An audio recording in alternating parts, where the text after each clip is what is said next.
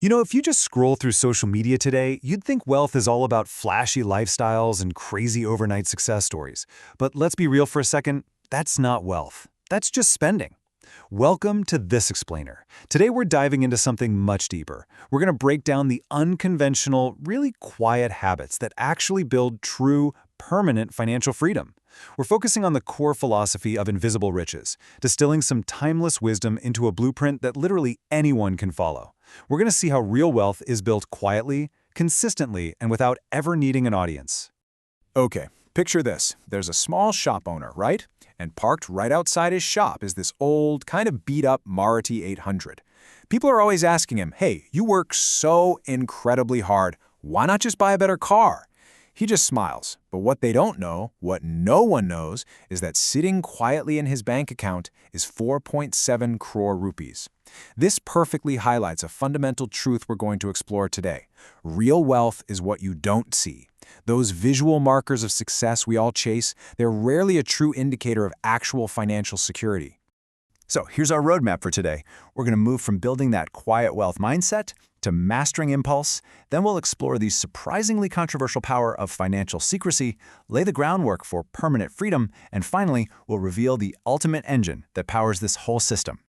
All right, let's jump right into our first pillar, the quiet wealth mindset.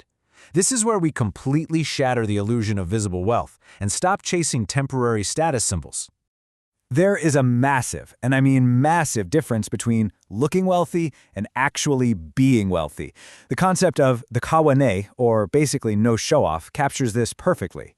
Looking wealthy, buying designer brands, stretching for massive houses, trying to keep up with those crazy high living costs, it's incredibly expensive. It completely drains your resources. But being wealthy, wearing simple clothes, driving a reliable older car, aggressively keeping your fixed costs low, that's surprisingly cheap. It really comes down to choosing true financial peace over this fleeting need for public validation. Get this, a staggering 71% of surveyed American millionaires actually drive highly affordable everyday cars. No luxury supercars, no flashy rides. The gap between what we think wealth looks like and what actual real millionaires do is just massive. Remember, what is visible is rarely real wealth, and real wealth is rarely visible.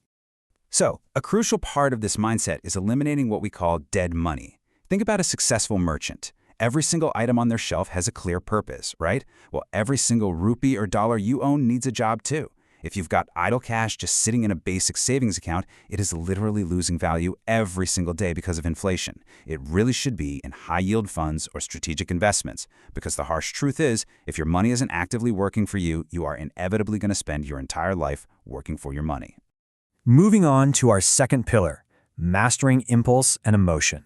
This is all about the defense. We're talking about the tactics you absolutely need to protect your hard-earned money from, well, your own psychological traps. To protect yourself from your own impulses, you need a psychological circuit breaker. Enter the 48-hour rule. Here's how it works. Step 1, whenever you see a non-essential item over a certain threshold, let's just say 3,000 rupees for this example, you stop. Step 2, you wait exactly 48 hours. And I mean it, no exceptions for flash sales or those tricky limited-time offers. Step 3, you're going to realize that 90% of the time, that burning urge just evaporates, simply because it wasn't a genuine need in the first place.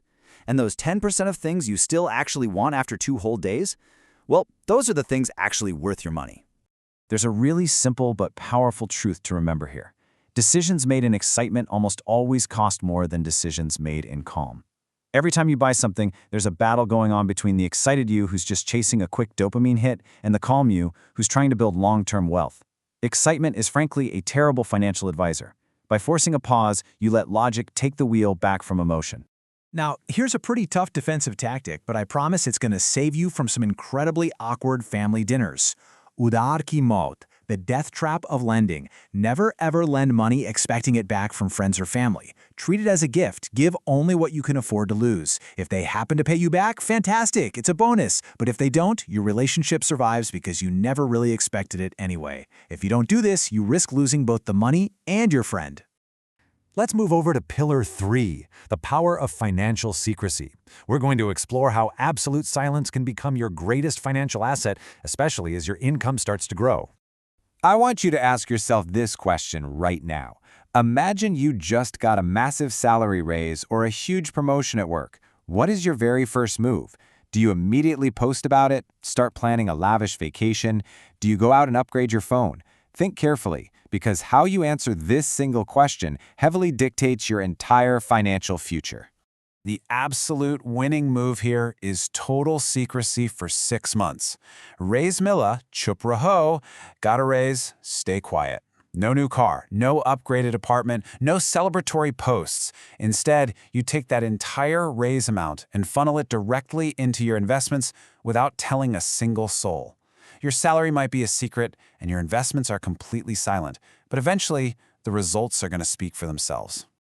Think about what you sidestep just by staying quiet. You completely avoid the dangerous trap of sudden social expectations. You bypass new family demands, the expectation that you're going to constantly treat your friends, and all those immediate lifestyle upgrades that just eat your new income alive. Silence gives you the breathing room to secure your money before society tries to spend it for you. All right, now we're entering Pillar 4, building permanent freedom. We've played a really good defense. Now it's time to focus on the offensive tactics to construct and maintain multiple streams of permanent financial independence. The absolute golden rule of compounding is mul kabi mat toro, never break your principal. Imagine this scenario. Your investments grow beautifully to 25 lakh rupee. But then you panic or get tempted and you break off a 5 lakh chunk early instead of just tapping into a dedicated emergency fund. You don't just lose that 5 lakh, you lose all the future compounding of that money. Over the long term, that cascades into a massive 17.5 lakh loss. Think of your principal as the seed. If you eat the seed, you're never going to get the tree. To ensure you never have to break that principle, you've got to step up and become your own accountant.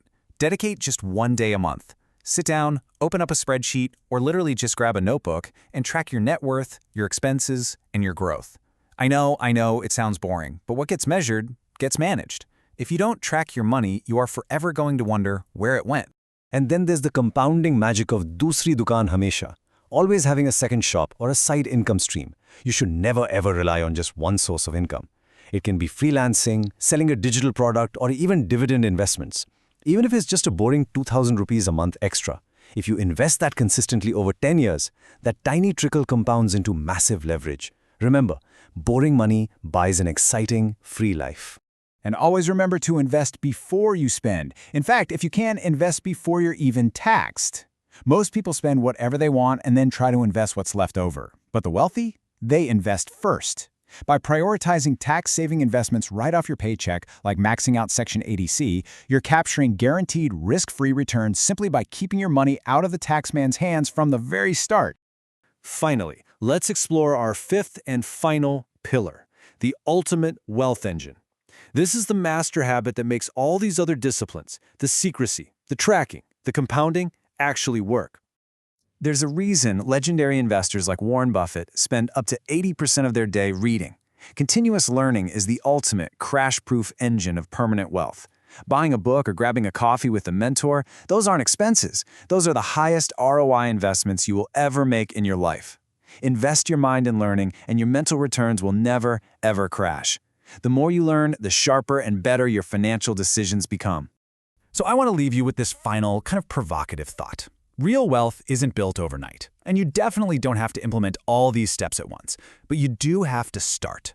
So which single invisible wealth habit will you commit to adopting right now? Are you going to start the 48-hour rule today? Will you finally sit down and track your net worth this weekend? Pick just one, commit to it, and begin your quiet, permanent journey to financial freedom. Thanks so much for joining me on this explainer, and I'll catch you on the next one.